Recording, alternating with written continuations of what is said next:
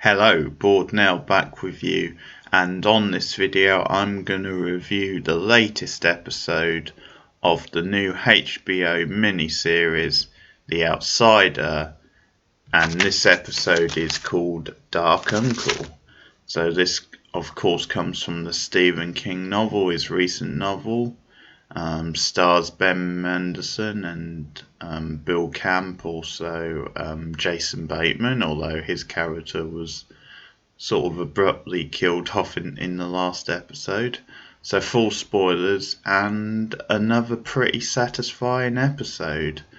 A very slow moving episode. In many ways, not that much happened. It was just a lot of smaller details of the case and the plot, and you can see things slowly clicking together. There was a lot of kind of character, driven moments in this episode, but I have to say pretty much everything they were doing had me excited. It had me interested in some ways, and this episode really confirms that, yeah, there's some weird shit going on in this show. There's some supernatural shenanigans happening, which was a suspicion from the first two episodes. So it was all done very well, very intriguing to see how this is all gonna unfold. But the only place to start really is with this brilliant new character, Holly Gilbney, played by Cynthia Erivo, I want to say. I think that's how he's Cynthia Erivo, who's looking a little into her. She doesn't have that much experience. She was a singer. She's been on Broadway. She was in apparently like a production of The Colour Purple, one or two other things, but yeah, it doesn't have much actual like acting sort of as in TV or film experience. But what a fascinating character, and she just knocks it out of the park really. And I think it is that sort of offbeat but really engaging character that really adds new depth to a show like this. It makes it more than just your average sort of crime drama. She's brilliant. She's this character who, in this episode, the I forget his name now, but the guy played by Jeremy Bobb, who's the like kind of the one who helps out the Ralph's character. He suggests this Holly Gilbney character, that she comes in and helps them investigate, because she has her own sort of methods, her own sort of style, and is just highly intelligent and can bring something different. It's basically when Ralph, who is still on leave, he's obviously pursuing the case unbeknownst to the apartment, and he kind of wants to hear others' like opinions. So they call in like this circle of guys, and you hear them chatting back and forth, and the camera slowly moves in on them. It's a really slow sort of like kind of slow movement towards like the circle. There's a lot of that in this episode, a lot of like long shots and sort of slow movements of the camera. But yeah, it's there the Jeremy Bobb character suggests talking to Holly Gibney, and from the mention of her word, there's just like this sort of atmosphere in the room that she's kind of derided as this kind of out there sort of nut job basically. There's a mention of a shape of a spaceship at some time, and when we first see her, she's watching like traffic go by. She's like in a hotel room or somewhere, and just looking out over the freeway, and the traffic's going by, and she's on her own, I should point out, and she's just picking out each individual vehicle and she knows the history of it. Basically, it's that sort of thing. It's this unique sort of almost form of autism, and we get more and more examples of that as we go. Um, so she's called by the Jeremy Bob character because he knows her and he tells her the details and says, we would like you to work on this case with us. And as he's talking to her, she wanders downstairs and she goes into like this bar. So she's having this conversation with him, and as she does, she tells someone at the bar that they're sitting in her seat and to move. And it's sort of awkward because there's two of them. So one of them, it doesn't really matter. He's not in her seat. He can stay where he is. But the one who's next to him, she says has to move. So it's that sort of thing where she's very precise like that. And even though that, yeah, it's a bit off, they decide to move in the end. But yeah, she's just very particular about things like that. So she has to sit the same place at the bar every time she goes to the bar.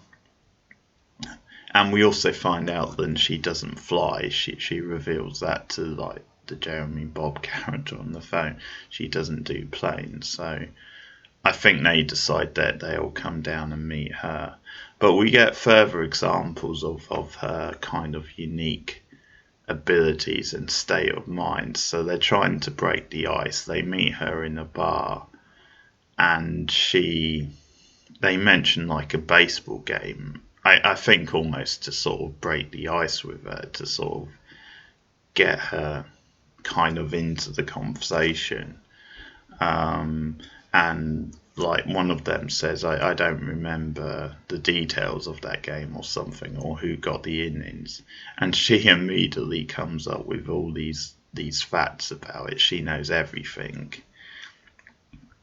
And she kind of lays it out to them later. She says that over a distance, over a long period of time, like when it comes to like top of the chart sort of like records sort of thing, she can name every whatever hit record from however many years, and every detail behind those records without looking it up. But if you ask her like a basic detail, like what's the date today, she would have to look that up. So it's almost this sort of thing where very basic things for her are a struggle.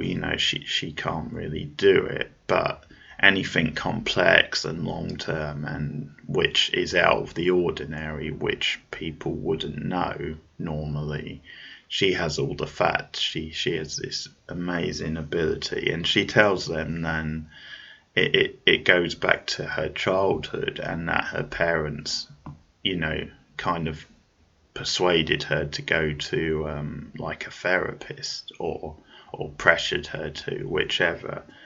So she went to a therapist, and she says he couldn't come up with any answers.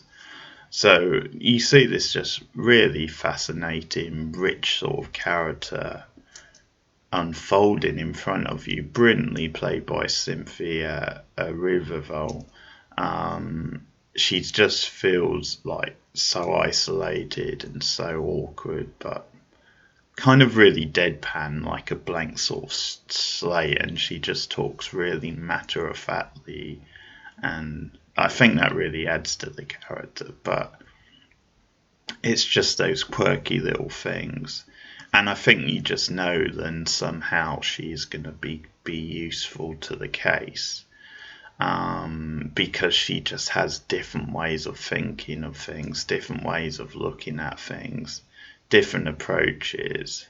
But yeah, there's something really, really sensitive and really intriguing about a character, because later on she rings Ralph out of the blue where she's been investigating, and it's kind of a small little detail, but she says to him she'll ring him when there's something more concrete, but just then she wanted to talk to someone who actually supported her.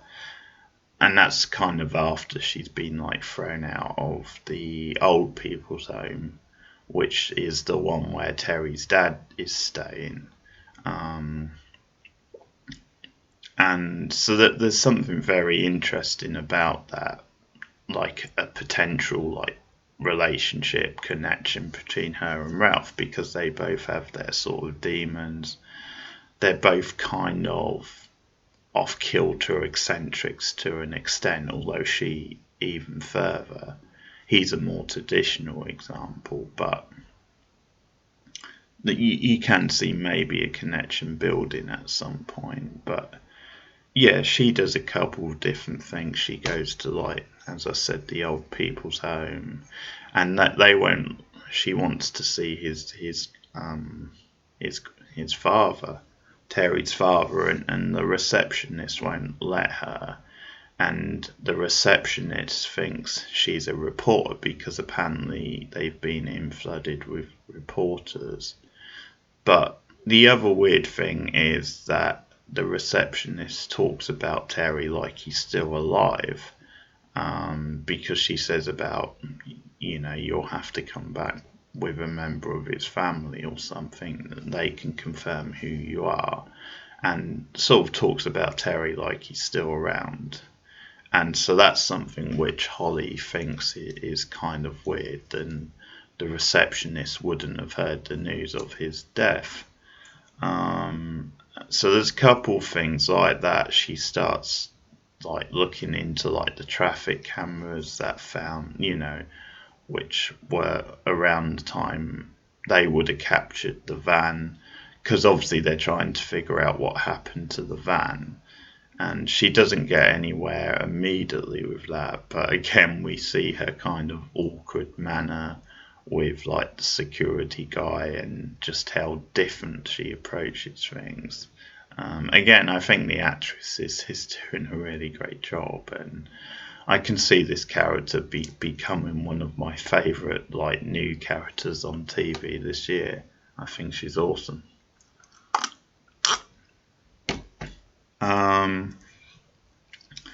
So there's little bits and pieces apart from that. Another one which sort of felt like it was a bit connected to what was happening with Holly is that we see another murder. Well, I say another one. We're obviously not sure if Terry was guilty or not, but we see a murderer in prison. He's obviously killed a child, or suspected of anyway, and he's getting abuse in prison. He's getting threats and all sorts from like fellow inmates. But we see him receive like an object, like this weird sort of round little object, and it keeps coming back and forth, keeps returning to him, and he's like scratching the object on like his sort of like metal bar on his bed, his like bunk bed, and he keeps, scratching it, and eventually like a sharp object appears, like some sort of knife, some sort of blade, just seems to appear out of thin air. So again, thinking something supernatural, thinking something, shape shifting or something along those lines. It appears to come out of nowhere. So somehow he's magicked this thing into his cell, or something has anyway. And that comes in, well, handy later. I mean, I assumed he was going to use it to escape or something, but it's sort of the opposite. So the other inmate comes into his cell, and says, the killer says, you don't have to do this, and he says, I really do. So the idea is that he's gonna like beat him up, and then out of nowhere he just slits his own throat. So there you have it. That's all very intriguing. But Holly, around this time she's looked this guy up online and sees, this killer, he's in jail. So there's obviously going to be some connection to this and Terry's case.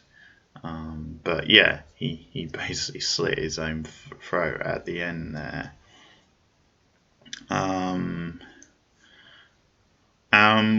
We get a little bit more with Ralph. There's not that much. I mean, the big thing that happens with Ralph is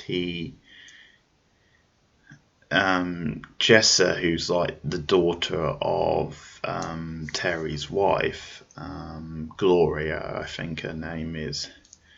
She's the daughter says she wants to see him because she's the one who keeps getting visited by the guy, and which obviously Gloria the mother like dismisses as dreams.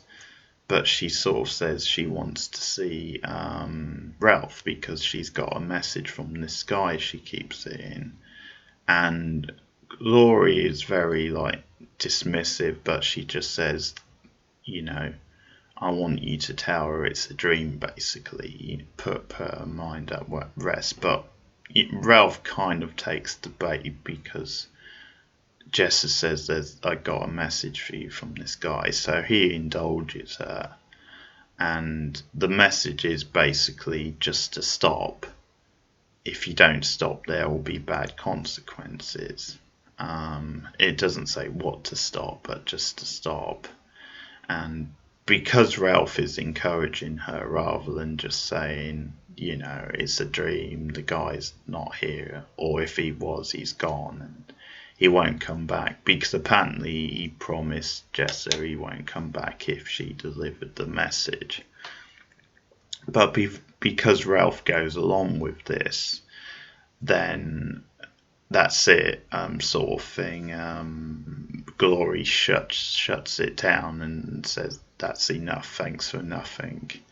But then Ralph's wife, who's also there, she kind of has a word off to the side with Gloria, and she kind of gets her to like calm down and think of things from a different perspective, because she says, from experience with her and Ralph and their son, she said when he was having episodes like this, if you just tell him it's a dream, it's not real sort of thing, it doesn't get the best outcome. They tend to keep pursuing it and worrying. But if you actually indulge them and, say you believe them and talk to them about it, it actually works. It actually calms them down, and they tend to move on quicker. So this sort of stirs her around, but she kind of says, I won't let Ralph talk to her, but you can talk to her. So it's quite a nice little scene. It's well played, and it's a good sort of way to progress things, I think, without it maybe seeming a bit too forced. And it's a nice little, like in-between role for Ralph's wife to have a bit of a meaty involvement. It's good stuff. It's good drama. But she talks to the girl Jessa, and Jessa kind of describes the guy to her, and just sort of says, then the first time she saw him, his face was like blurry, and the second time it wasn't. It was better, basically. So she gives like a brief description, nothing too much. So, yeah, that's sort of like bubbling along slowly, but good scene. Yeah, I enjoyed that. And I mean, I think a lot of this episode is a lot of little snippets. So, at the end of the last episode, we obviously saw the barn and this guy in the barn, and he found like some sort of body, some sort of like bloody body. And at the start of this one, they go in to search it, and you see them moving items, And the big reveal from that was then they just found a belt buckle, and it was the exact same type of belt buckle which they found, or they saw Ralph with in the footage of him going to the strip club, and sort of leaving. But in the footage, he was wearing the exact same sort of belt buckle. So although it could be someone else with the same belt buckle, that obviously looks suspicious to them, or it looks like potential. The other thing was that they sort of compared two different fingerprints that were taken from Ralph, and not Ralph, sorry, Terry, and one was a fingerprint from the past when he was still alive, and the other is from him now, his body, and one was blurry and one wasn't, was basically the oddity of that one, and yet it's obviously the same person, the same fingerprint. So that's something for them to look into as well. So just these little details, some kind of weird but interesting stuff going on in this episode. And I think it works nicely because of the characters and the drama, and I think this mixture of this oddball, sort of bizarre sort of mystery, with obviously this really solid kind of character drama which sort of grounds it. It's a nice little mixture. It gives, I think, the drama this extra sort of layer to it. We also see the other cop, this cop who in the last episode was called off duty, or when he was off duty called in something, and he kind of got arsey because he was out hunting that time. So they're really setting this guy up to be a real arsehole. But he's been called in to go and look at the barn because it has some connection to Terry. They feel the Maitlands might have owned it. Now, it wasn't quite clear if it was the same barn. I'm guessing it probably was, but then he got there too late. He got there when they'd already done their search, that being Ralph's department.